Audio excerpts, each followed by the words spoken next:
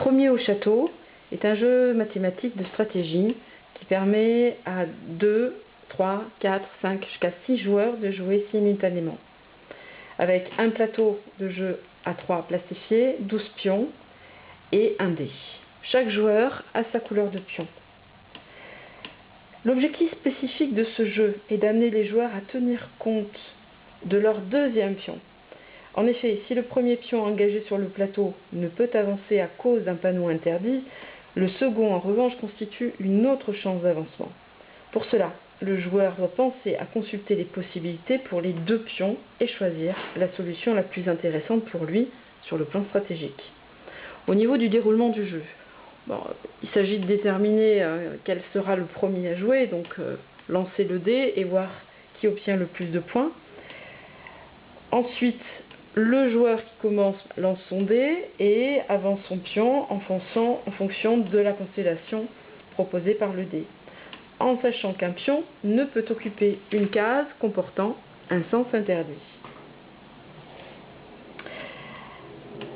Le jeu se termine lorsqu'un joueur parvient à poser ses deux pions sur le château,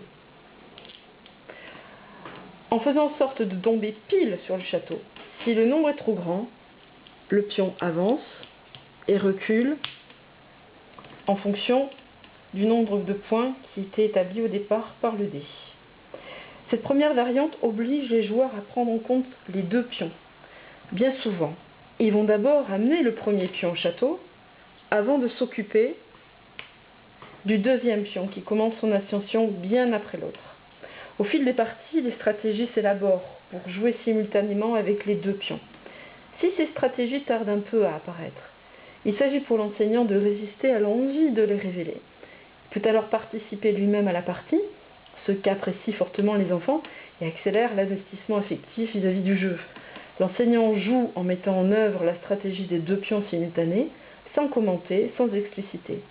Les autres joueurs auront au fait de remarquer cette nouvelle façon de jouer qui peut, en plus, amener à la victoire, et procéderont à une modification de leur méthode par imitation, ou pas d'ailleurs, tout en conservant leur liberté d'action. Deuxième fin de jeu. Une fois que les joueurs font avancer leurs pions simultanément, leurs deux pions, et non pas le premier qui arrive au château et l'autre qui commence son ascension, il est possible alors de déclarer que le jeu se termine au premier pion arrivé au château, ce qui raccourcit la durée de la partie. Et cette variante apparaît une fois que l'objectif premier est atteint, à savoir choisir la meilleure stratégie. Un exemple. Un pion est ici, l'autre est là. Il s'agit pour le joueur de lancer le dé, admettons qu'il obtienne 1. Ce pion ne peut pas jouer. En revanche, celui-ci peut jouer. Donc l'élève doit vérifier quelle possibilité il a pour lui de faire avancer un de ses pions.